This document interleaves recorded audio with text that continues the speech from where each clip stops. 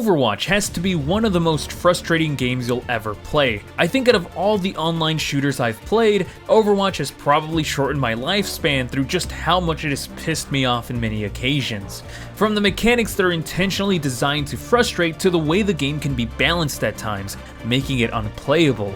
The game is honestly a good way to test your patience. Outside of the game, it also represents the lost potential it once had, and while things are looking up in its own less than favorable way, I do wonder sometimes why I even continue to play this game.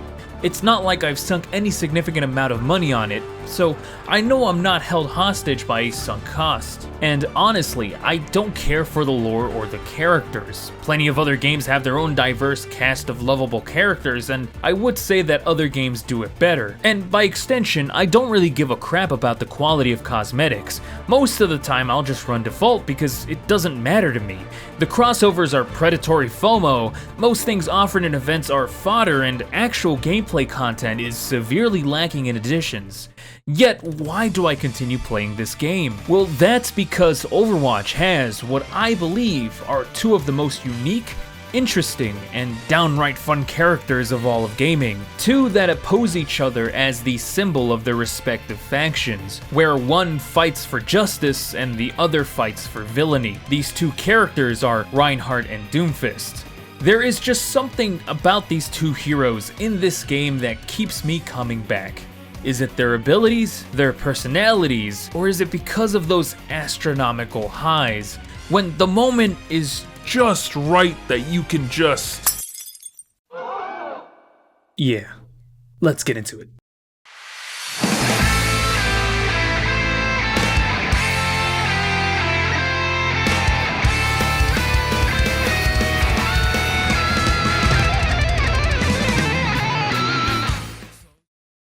Which is wild, isn't it? Two of my favorite characters in a first-person shooter don't use guns.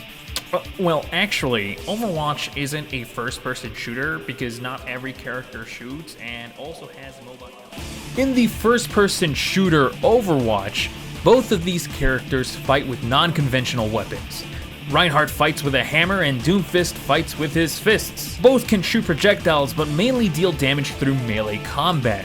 But what makes them so great in the world with guns? Well, would you believe me when I say that Overwatch tries to make shooting with guns the least fun part of a first-person shooter? Oh sure, when the stars align, playing hitscan heroes like Soldier, Sojourn, Ashe, Widow, Bastion, Cassidy can be a lot of fun. That is, if the enemy isn't running any of the rest of the cast and also eats crayons, as most other heroes prevent hitscans from playing the video game, such as with shields, consuming abilities, and good old dive.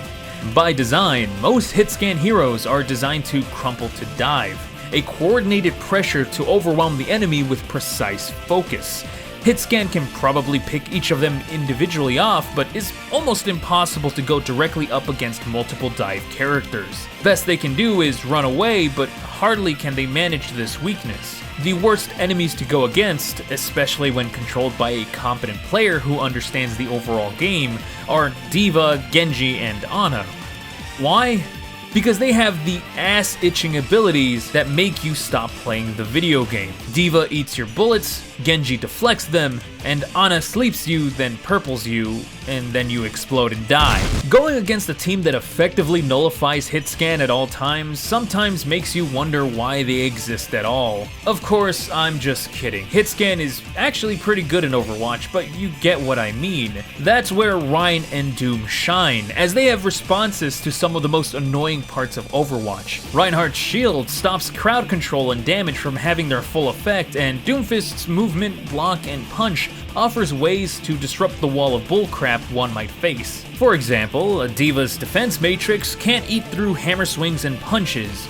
Rein and Doom tell Genji, "Parry this, you filthy casual!" and Rein can bait out and block Ana's tools while Doom can dodge them quite effectively. After the dust settles and cooldowns are exchanged, Rein and Doom can capitalize on this ability to close in and just beat the ever-loving shit out of them. Which, can I mention how satisfying Rein and Doom are to play? Hammer swings, fire strikes, and charge kills are just heavy-hitting euphoria. Same with Doom's punch, hand cannon, and slam. these attacks just carry so much weight to them. They actually remind me a lot of fighting games, and they're heavyweight characters. They're not fast, and they tend not to be good at all, but damn, when their attacks land, they hit hard. Speaking of fighting games, Reinhardt and Doom have some pretty notable weaknesses that heavy fighting game characters share, and that's that they are usually very open to being punished. If you mess up a punch or a charge or just engage at the wrong time, you kind of just explode? Especially since Overwatch is a competitive game, the enemy won't be shy to exploit all of your weaknesses. And your weaknesses are huge. A Reinhardt without his shield and a Doom without his cooldowns are pretty much guaranteed dead. So managing those weaknesses is a huge part of their gameplay, which I enjoy very much. Which might seem boring to most, but the rush of seeing the perfect opportunity and capitalizing on it is unrivaled. It's like playing footsies, which is another fighting game paradigm. Footsies is where the opponent tries to deal as much damage as possible while taking the least amount of damage as possible, only committing when the opportunity is there. Sound familiar? In fact, my favorite example of footsies and managing weaknesses comes from the legendary FGC clip of old school veteran Alex Valle, who was playing Hugo in Street Fighter 4, considered one of the worst characters in that game, going up against Bonchan, who was playing Sagat. Long story short, Valle was playing the slowest and lowest ranked character in the game, going up against one of the best characters who was designed to be strong against Valle's pick. But Valle played it smart, avoiding the typical moves Hugo is known for, and not giving Bonchan any significant amount of advantage, playing footsies, baiting Sagat, spacing Sagat out, using Hugo's uninterruptible attacks to put immeasurable pressure on Bonchan. Bonchan was waiting for the signature Hugo grabs that never came, until they did. Valle is the kind of guy that it doesn't really matter what your notes say. It doesn't matter what your notes say, James. It's Alex Valle. Valle basically played mind games with him, waiting for the perfect moment to finally strike, until... It's good because he still has meter. Oh, he faked it. It was he's a gonna fake. get the full Oh, bonus. he's gonna air it out on him. Oh. He read that and he takes the meter as well, Yeah, Alex he Valle. takes the Give him meter. a hand. Give him another hand. Oh! Alex Valle grabbing it with the Ultra 2. Oh, my. This is not going to be enough quite yet, but he's right there. What's the follow-up? And he just overheads him. Alex Valle sending Bonchan in the loser's bracket. Alex Valle. God, just like that, Mr. Street Fighter shows he came here to play. That epic feeling of turning crap into gold, it's a very common feeling in the FGC, and it's very present when playing Rein and Doom, as at any moment, you know that if you start popping off, the counter swaps enter in.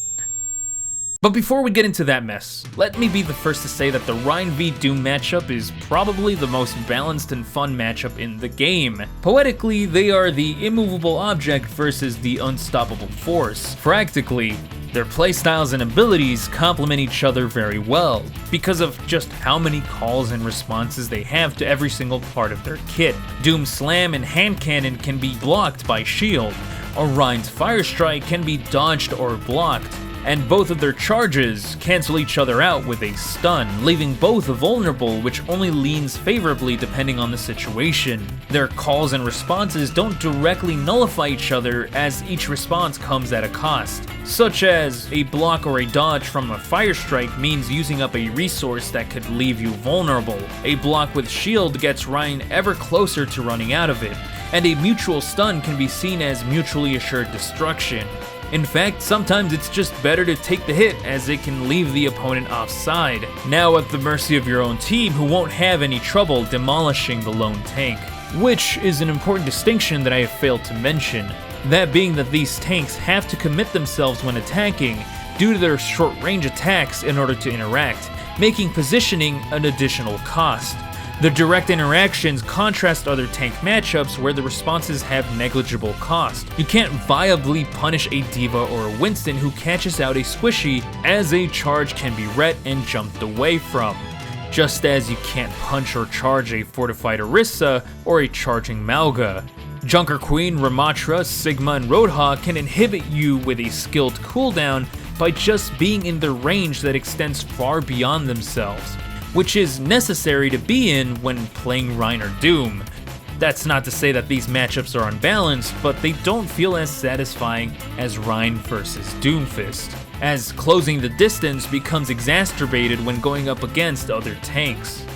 This neat trait of Rein v Doomfist is what makes me like 5v5, and that's how personal a tank v tank interaction becomes. A part of the complaint about 5v5 is about how the game revolves too much around the tanks who are buffed to the point of being titans in a team of mortals, and even tank players don't like this, as people tend to over-focus on the tank. The game just ends up resting too hard on their shoulders, and everything just ends up getting stacked against them. But a positive of being the lone tip of the spear is the personal rivalry you share with your enemy tank. An appeal to fighting games is that you aren't just fighting the character on screen, but rather you're going up against the person holding the controller. The character is merely an extension of the player, and thus, even if you're going up against the same character, a different player changes them completely into a new entity. They can vary in aggression, mind games, and skill. With the multiple aspects of playing Rein and Doom that we talked about earlier, this experience transfers great into Overwatch's 5v5 format.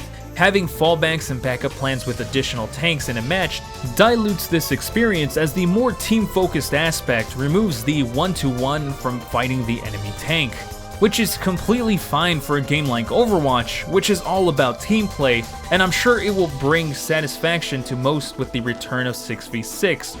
But I feel like there's a little bit of magic lost if 5v5 were to go. But hey, what are you gonna do? Tank matchups are the biggest point of contention and frustration with the community, so I guess it's time to move on. But tank matchups are honestly the least of your problems. Even when you're going up against a good matchup, or even a mirror, the mortals have so much more impact than most people think.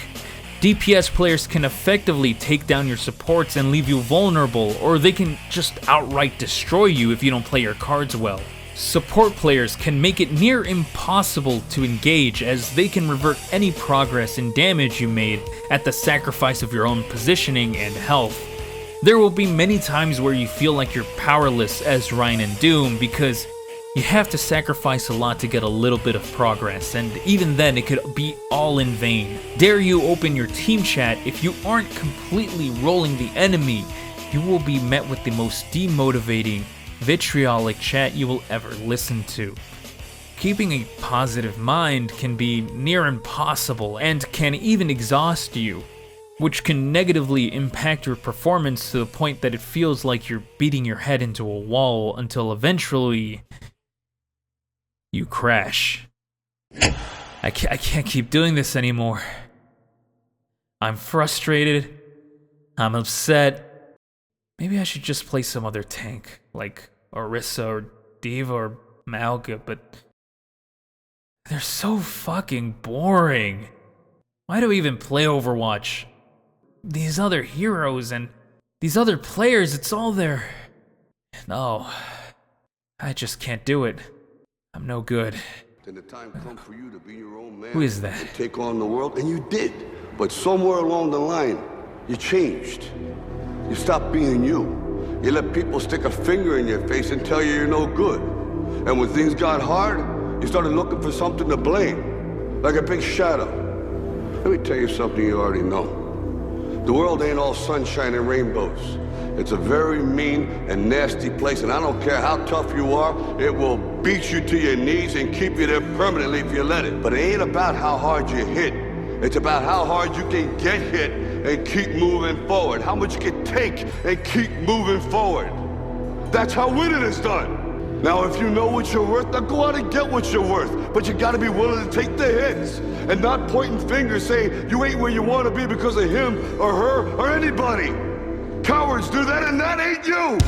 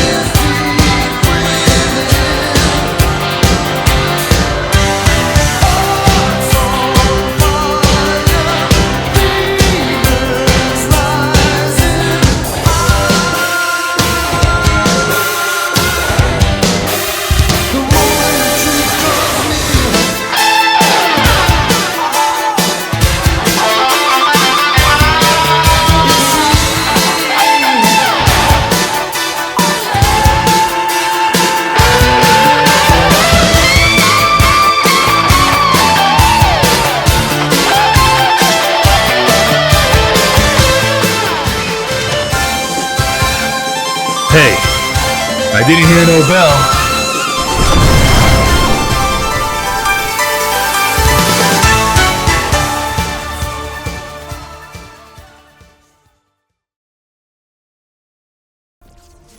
Well, you can't win them all.